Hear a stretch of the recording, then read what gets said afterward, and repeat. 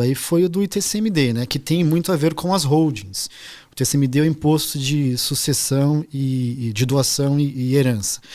Então, a holding, e aí a gente sabe, né, nos trabalhos que já fizemos com a MG aí, quantas famílias se beneficiaram de uma sucessão a custos irrisórios, por exemplo, a custo histórico dos bens.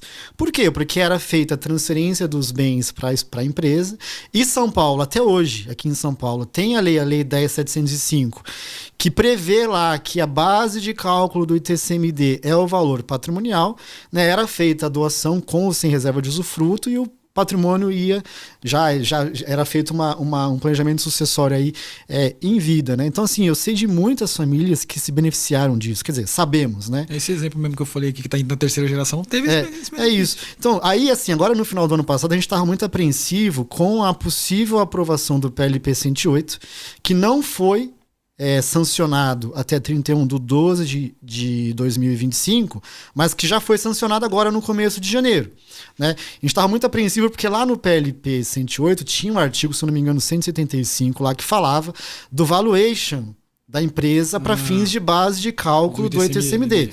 Né? Então muita gente estava preocupado, o ITCMD, e o ano passado foi um ano que a gente conversou muito com as famílias sobre o planejamento sucessório em razão do ITCMD. Então muita gente estava preocupada, eu tenho que fazer o meu, eu tenho que me estruturar, eu tenho que antecipar em vida o meu planejamento sucessório, porque vai aumentar o ITCMD, vai aumentar de 4 para 8, é isso que vai acontecer, né? E de fato, desde fevereiro de 2024 existe um projeto na Assembleia Legislativa que está lá tramitando com uma proposta de elevação do ITCMD de São Paulo de 4% para 8%. Né? Eu monitorei esse assunto aí por boa parte do ano passado. Depois, por incrível que pareça, veio um outro projeto que diminuía o ITCMD. Né? Então tinha um para aumentar de 4 a 8, depois um para diminuir de 1 a 4. O diminuir era dependendo do patrimônio, né? E ambos eram escalonados, né? Mas, enfim, nenhum desses aprovados ainda, né? E as pessoas muito preocupadas com a questão da alíquota, quando, na verdade, o problema maior, o problemão, era essa questão da avaliação a mercado das empresas para fins de doação de cotas. Então, isso gerou uma grande preocupação no ano passado, né? Eu sempre tenho 90 dias para fazer algum movimento no ITCMD, porque ele tem anterioridade nonagesimal ou anterioridade anual, mas não é bom deixar para a última hora, né? Sempre bom, aquilo que eu falei um pouco antes aqui, vamos antever os movimentos aí e nos prepararmos. É que o brasileiro gosta, né? Gosta, não tem, mas a gente falou muito disso ano passado, e o ano passado acabou que o PLP 108 não foi sancionado. O que aconteceu no final do ano passado, isso é relevante, viu, gente? O que aconteceu no final do ano passado, que é uma baita de uma novidade e que impacta nos planejamentos sucessórios já a partir de agora, e aí a gente precisa analisar caso a caso, precisa discutir com as famílias, enfim, e fazer uma análise de risco, foi um julgamento de recursos repetitivos do STJ, se eu não me engano, de 16 de dezembro de 2025, até pouco tempo atrás tinha só a certidão de julgamento, nem tinha ainda o interlocutor disponibilizado, mas em resumo foi um acórdão que teve a discussão original, foi uma questão de ITCMD de São Paulo, e o STJ admitiu que o fisco faça aí o arbitramento da base de cálculo do ITCMD. Era um caso de doação de cotas, e houve aí esse entendimento que é bem preocupante, né, porque a lei ainda vigente fala em valor patrimonial, mas o STJ decidiu que o fisco poderia fazer um arbitramento, né? Por exemplo, integralizei imóveis ao capital da empresa, fazer um arbitramento do PL se baseando no valor venal de referência dos imóveis, não no custo histórico. Então isso de fato, isso é um ponto, tá? Isso é uma questão que precisa ser analisada, porque para frente ela não dá para desconsiderar esse precedente, e a gente não sabe nem como é que vai ser o para trás, né? No Brasil, até o passado... Fica preocupante. É incerto. Então, assim, a gente faz uma coisa baseada na lei, aí depois vem um julgamento que contradiz a lei, né? Que a gente não sabe, questão de modulação, como é que vão olhar aquilo já feito. Né? O alinhamento que a gente fez com as famílias foi baseado na lei, e aí depois vem uma situação que gera esse tipo de controvérsia. Bem complicado, tá? Mas ainda assim, né? Para a gente assim, fechar aqui a questão da holding, Observem, viu, gente? Cuidem disso, cuidem do patrimônio, considerem falar sobre isso, sobre holding. A holding não é só tributária. Tem como economizar o ITCMD ainda? Tem. Né? O PLP 108 vai valer para 2000, que virou a lei, se não me engano, 224, se não me falha a memória, vai valer para 2027, então 26 ainda dá para analisar, entender o caso a caso, fazer uma análise de risco, fazer conta e definir estratégia. Então, assim, o que tem que fazer? Olhar para o assunto. Não adianta fazer vista grossa e falar, não, depois eu vejo, vai ser pior. O que eu sempre falei, né, doutor? Planejamento tributário, planejamento sucessório, planejamento de patrimônio. Não existe receita do bolo da vovó. Não existe. Não existe eu dar um chat GPT, o que eu faço? Não existe. Não existe. Porque é caso a caso. E às vezes você quer o teu planejamento de tal jeito, o Felipe quer de outro jeito, e aqui mexe no custo. Aqui mexe no custo. Exatamente. Assim, é muito bem colocado. Assim, planejamento tributário não é uma receita de bolo. Não dá para fazer com IA. Não dá para entrar no chat GPT...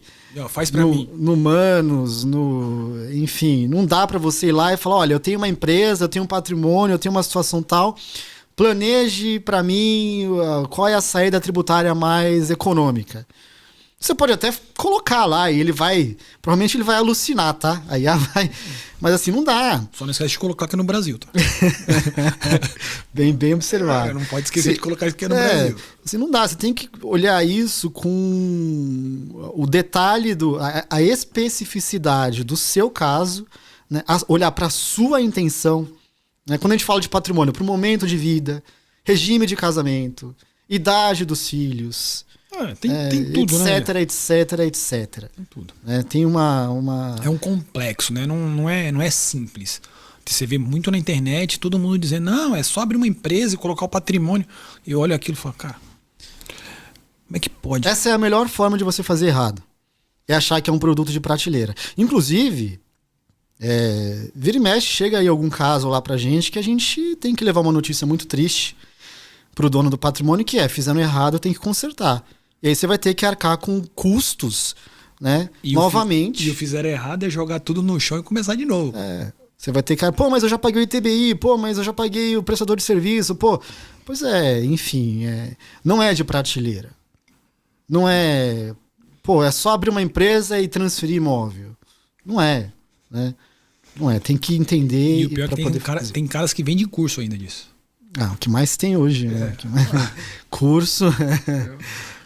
pagando R$19,90. Exato. Aí nós estamos há 20 anos batendo cabeça e o povo vendendo curso. Mesmo com 20 anos fazendo isso, tendo aí uma vasta experiência e casos que a gente viu, né, serem amadurecidos pelo tempo. A gente tem que olhar o caso a caso. E, inclusive, tem alguns casos que a holding não é recomendada. Né? O pessoal pergunta... Bem lembrado. O pessoal pergunta, a holding é para todo mundo? Não é, depende. Assim, se você for num vendedor de curso, com todo respeito... Ele vai falar que sim. Ele vai falar que sim. Tem, assim, veja, gente... Que é necessário. Preciso dizer, tem prestador de serviço que pensa primeiro nele e depois no titular do patrimônio. Bem lembrado, doutor, que eu acho que isso é a coisa mais importante, que é a idoneidade das nossas empresas. Exato. Que eu acho que a gente pensa muito mais do lado de lá da mesa do que aqui. A nossa relação de parceria com a MG dura aí mais de 20 anos. Por quê? Porque temos um perfil parecido de trabalhar. Né? É o honorário a qualquer custo? Não.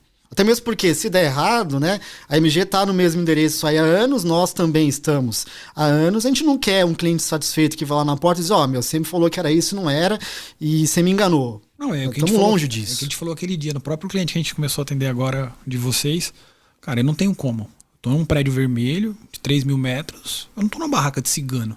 Eu não tenho como pôr paraquedas nas costas e ir embora. Então, assim, nem vocês. Exato. Então, onde estão, cara, não, fecha o escritório aqui e vamos embora. Não tem condição. Exato. Então, assim, essa questão de a holding é para todo mundo, né?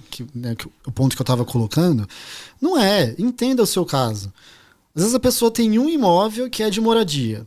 Né? Via de regra, o imóvel que é de moradia, a gente nem coloca na holding. Né? Às vezes a pessoa tem um imóvel que é de moradia e tem um imóvel de veraneio que não gera aluguel. E que ela quer vender no curto prazo. Esquece. Vai fazer holding para isso? Não vai. Né? Não vai ser bom para o cliente. Porque no final do dia ele vai acabar pagando mais. Exato. Ainda agora tem aquela coisa, acabei de me lembrar, né, aquela questão, a gente falou um pouco antes aqui de benefício indireto, quando coloca despesas pessoais na empresa. a questão do aluguel, a questão do imóvel que é da holding, habitado pelo sócio, pode voltar agora com o CIB também. Porque existe uma regra antiga, né? O pessoal na internet aí, o pessoal de Instagram,